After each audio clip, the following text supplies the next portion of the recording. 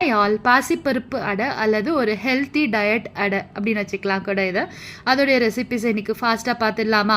ஒரு 100 கிராம் அளவுக்கு முழு பாசிப்பருப்பு, 75 கிராம் பச்சரிசி, 75 கிராம் தினை அரிசி, இது எல்லாத்தையும் நல்லா கழுவிட்டு ஒரு 7லேருந்து 8 மணி நேரம் போல் ஊற வச்சுக்கோங்க. தேவைப்பட்டால் ஒரு 50 கிராம் அளவுக்கு உளுந்தையும் நான் ஆட் பண்ணி வச்சுருக்கேன். ஊற வச்சுட்டு ஒரு 10லேருந்து 15 ஸ்லிப் பண்ண தேங்காய், ஒரு 10 போல் காஞ்ச மிளகாய், சோம்பு தேவையான அளவுக்கு, உப்பு எல்லாத்தையும் போட்டு ஊற வச்சிருக்க இந்த பருப்பையும் போட்டு நல்லா சேர்த்து அரைச்சிக்கோங்க.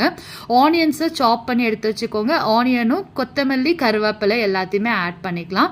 நல்லா கெட்டியாக இருக்கணும் இந்த மாவு. ஏன்னா இது அடை மாதிரி தான் நம்ம போட போகிறோம், இல்லை தோசை மாதிரி கூட போட்டுக்கலாம். இன்றைக்கி நான் அடை மாதிரி போடுறேன். ஒரு வானலில் கொஞ்சமாக எண்ணெய் விட்டு நம்ம அரைச்சி வச்சுருக்க அந்த மாவை நல்லா மெலிசாக ஸ்ப்ரெட் பண்ணி விடுங்க. ஒரு மூடி போட்டுட்டு ஒரு சைடு நல்லா வேகட்டும்னு சொல்லிட்டு இன்னொரு சைடு திருப்பி போடுங்க. ஒரு சூப்பரான அடை ரெடி ஆகிடும். வீடியோ பிடிச்சிருந்தா லைக் பண்ணுங்கள். நம்ம சேனலுக்கு சப்ஸ்கிரைப்